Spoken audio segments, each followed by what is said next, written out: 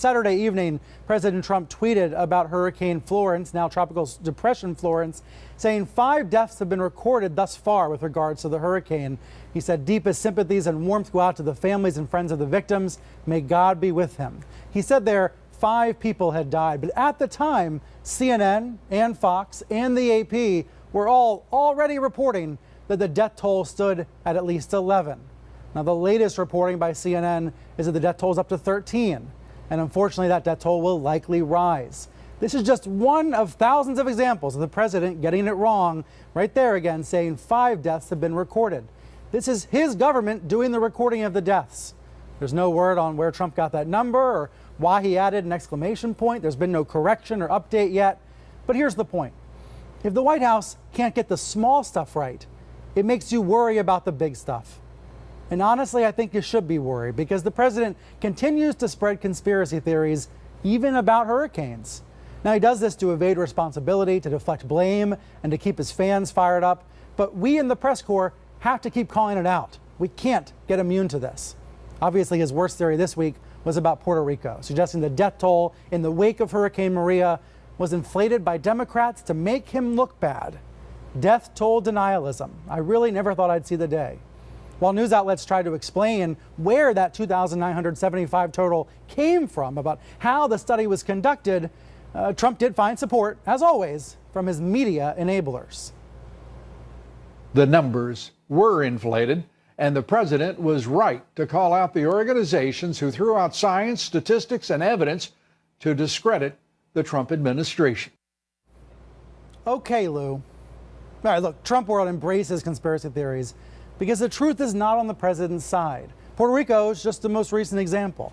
We all know how the president routinely attacks the Robert Mueller probe as an illegal witch hunt, even just an hour ago, even in the wake of Paul Manafort's guilty plea. The evidence that this is a legal probe is overwhelming, but the conspiracy theory that it's a witch hunt makes the president feel good.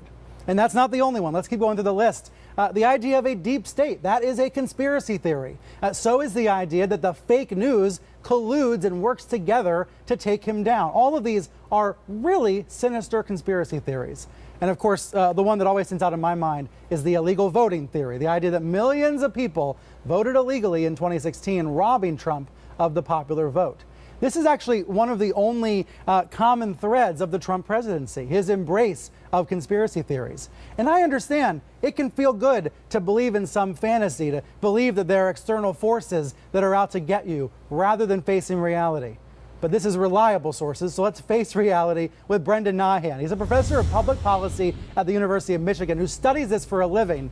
And Amanda Carpenter is also here, a CNN political commentator and the author of a book all about this titled Gaslighting America.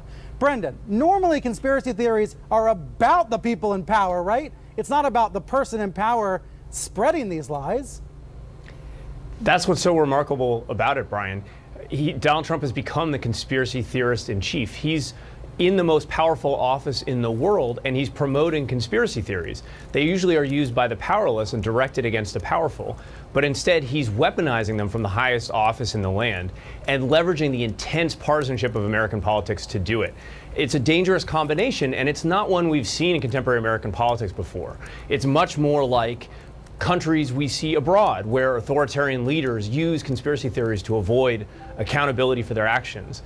And I think that's a worrisome comparison. As I often say on Twitter, what would you say if you saw this in another country? The comparisons that come to mind are not our fellow democratic leaders. And so what would you that say, underscores Brendan? How unusual he is. Let's go there. What would you say if a man in another country, another man in power in another country, suggested the death toll from a hurricane wasn't what we all believe it was? Well, at some point, it becomes a kind of assault on our shared understanding of reality. And that's what we've seen in other countries where misinformation and conspiracy theories are weaponized by the governing regime. That's not a road we should be comfortable going down. It's not one we should pretend is normal political dishonesty. Every politician dissembles, every politician makes false statements. But this is something different entirely, and it's about real people's lives. Those people in Puerto Rico, what happened to them is real. We sometimes act like what's on Twitter is a reality show, but Donald Trump is trying to evade accountability for something that upset the lives of thousands of our fellow citizens and maybe even is responsible for the deaths of thousands of our fellow citizens. That is deadly serious. And by pushing this, Amanda, he's obviously stoking resentment of Democrats or of the media or of researchers or of scientists. What was your reaction to this ongoing messaging that he's coming out with about Puerto Rico?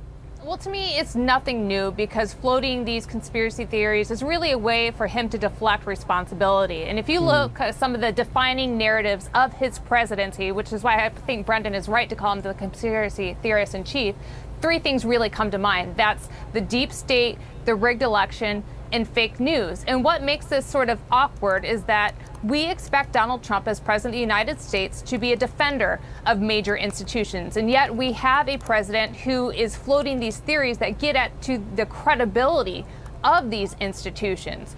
And so he continues to stoke this us versus them mentality, even while we look to him to protect these major things that we look towards. And so that's what makes this really awkward. And the thing that moves this into a dangerous realm is that when the president of the United States does this, is that political conspiracies can be more dangerous because at some point, if you think there's big, terrible things happening, people want to take action. And that may be something more than voting.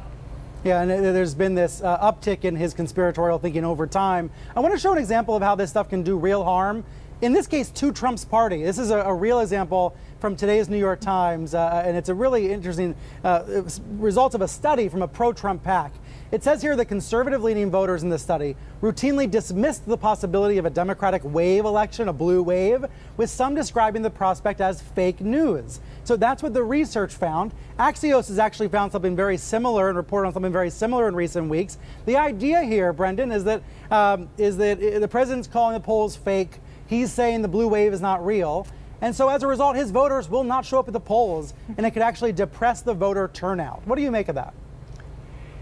It's a remarkable turn of events. He's become the boy who cried wolf. He's delegitimized all other sources of information to his supporters, and as a result, they're not believing what is in their political self-interest to believe. Now, that's a kind of ironic event, but I think we should worry about the implications of this when the stakes become more serious, when it's not just about which party wins in elections, but it's about matters of even life or death. Right? The president's now going to be able to send emergency alerts to every American cell phone.